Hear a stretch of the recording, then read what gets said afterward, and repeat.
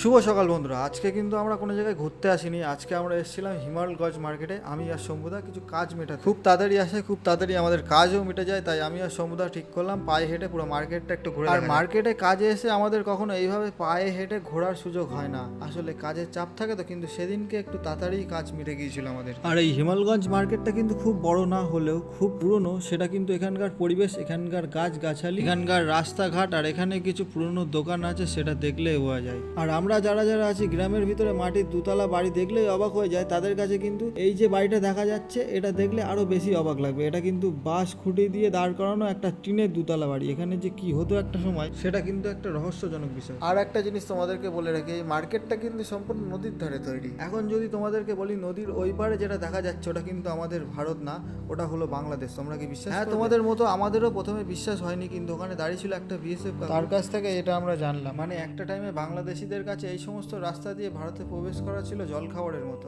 তো যাই হোক বন্ধুরা, বেশ কিছুক্ষণ নদীর ধারে দাঁড়িয়ে সময় কাটানোর পরে, বাংলাদেশ দেখার পরে আমি আর শম্ভুদা আবার বাড়ির উদ্দেশ্যে রওনা দিলাম।